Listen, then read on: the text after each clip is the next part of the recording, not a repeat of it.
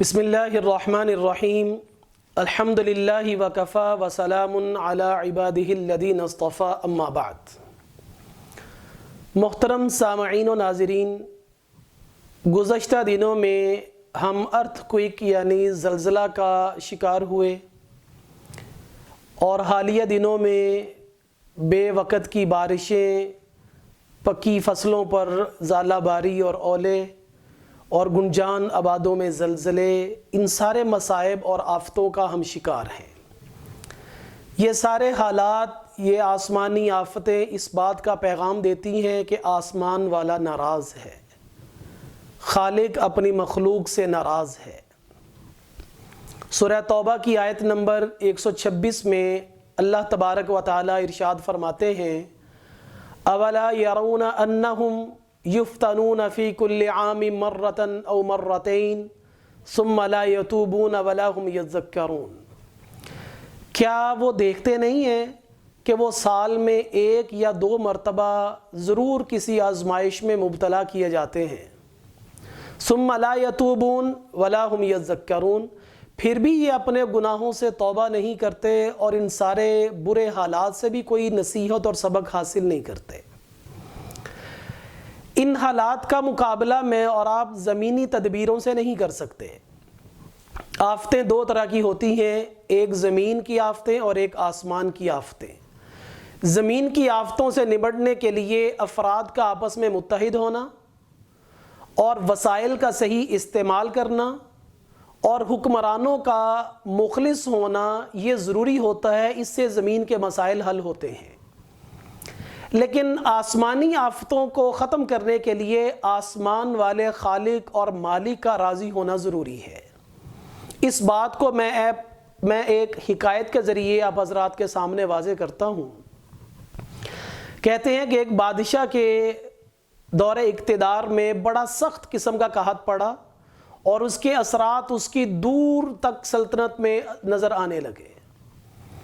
بادشاہ نے غلوں کے گودام کھول دیے، لوگوں کے ٹیکس معاف کر دیے، سرکاری لنگر خانے قائم کر دیے، امراء اور تاجروں کو لوگوں کی فلاح و بہبود کے لیے موبلائز کر دیا، لیکن حالات تھے کہ ٹھیک ہونے کا نام نہیں لے رہے تھے اور بادشاہ کی پریشانی دن بدن بڑھتی چلی جا رہی تھی۔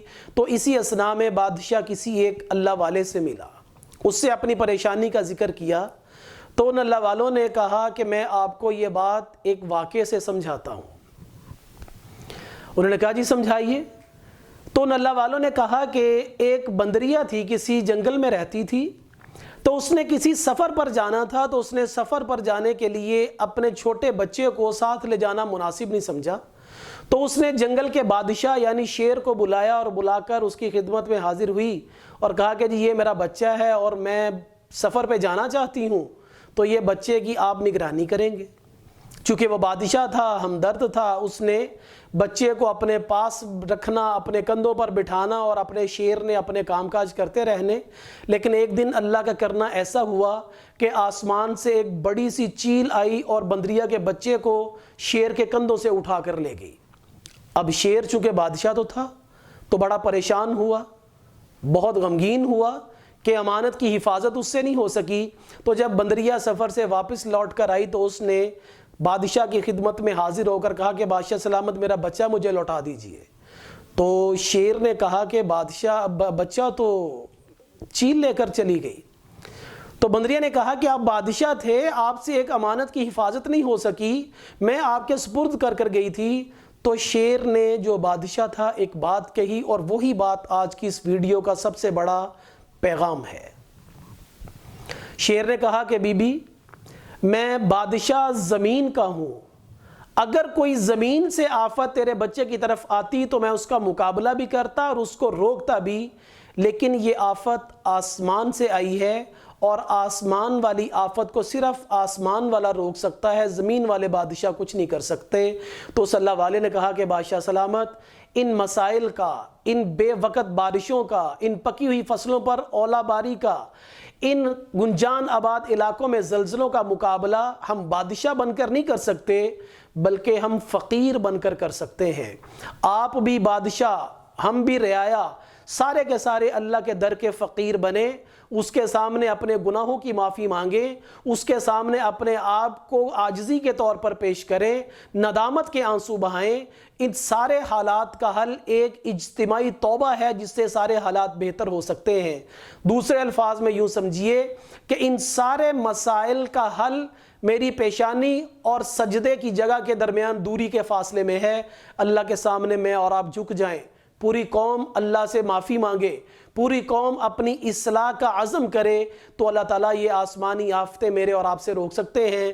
جب آسمان والا دنیا والوں سے راضی ہوتا ہے تو پھر آسمان سے رحمتیں نازل ہوتی ہیں، اور جب وہ ناراض ہو جائے تو پھر اللہ تعالیٰ اپنی ناراضگی کے اشارے لوگوں کو دکھاتا ہے۔ یہی آج میرے اور آپ کے ساتھ کچھ معاملات ہیں۔ آئیں میں اور آپ رمضان کی بابرکت گھڑیوں میں اللہ کے سامنے توبہ کے سجدے کریں، اللہ کے سامنے ندامت کے آنسو بہائیں۔ نہ جانے کس کے آنسو اللہ کو پسند آ جائیں اور پوری قوم ان تمام قسم کی آفات سے چھٹکارا حاصل کر لے۔ اللہ تبارک و تعالی مجھے اور آپ کو اپنے اپنے مقام پر رہتے ہوئے اجتماعی توبہ کا اہتمام کرنے کی توفیق عطا فرمائے۔